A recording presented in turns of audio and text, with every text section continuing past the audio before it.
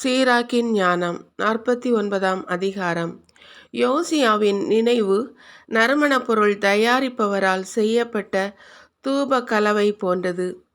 எல்லாருடைய வாயிலும் தேனை போலும் திராட்சை ரசம் பரிமாறப்படும் விருந்தின் இன்னிசை போலும் இனியது. மக்களை சீர்படுத்துவதில் நேர்மையாக நடந்து கொண்டார். தீ நெறியின் அருவருப்பை நீக்கினார். ஆண்டவரிடம் தம் உள்ளத்தை செலுத்தினார். தீ நெறியாளர்களின் காலத்தில் வாழ்ந்த இறைப்பற்றுள்ளோரை உறுதிப்படுத்தினார். தாவீது, எசேக்கியா, யோசியா ஆகியோரை தவிர மற்ற அனைவரும் பாவத்திற்கு மேல் பாவம் செய்தனர். ஏனெனில் உன்னத இறைவனின் திருச்சட்டத்தை கைவிட்டனர். யூதாவின் மன்னர்களும் மறைந்து போயினர்.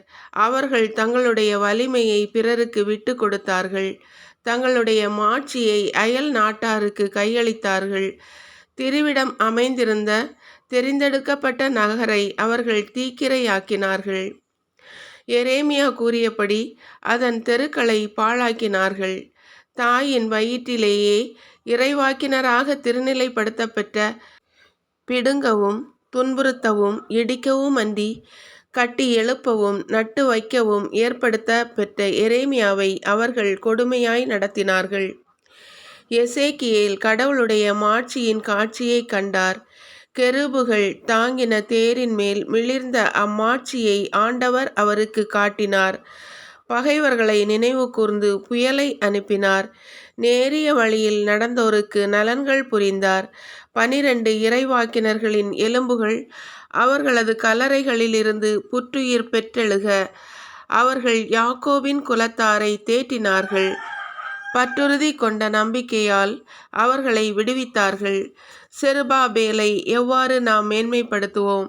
வலக்கையின் கணையாளி போல அவர் திகழ்ந்தார். அவரை போலவே யோசதாக்கின் மகன் யோசுவாவும் விளங்கினார்.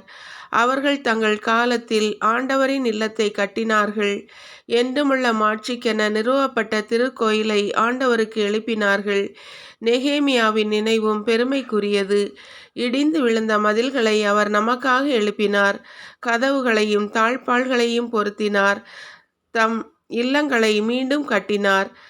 ஏனோக்கு போன்ற எவரும் மண்ணுலகின் மீது படைக்கப்படவில்லை. அவர் நிலத்திலிருந்து மேலே எடுத்து கொள்ள பெற்றார். யோசேப்பை போன்றவர் எவரும் பிறந்ததில்லை. அவர் சகோதரர்களின் தலைவராகவும் மக்களின் ஊன்றுகோலாகவும் திகழ்ந்தார். அவருடைய எலும்புகளும் காக்கப்பட்டன.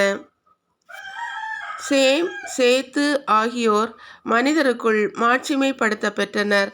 படைக்கப்பட்ட எல்லா உயிரினங்களிலும் ஆதாம் சிறந்து விளங்குகிறார்.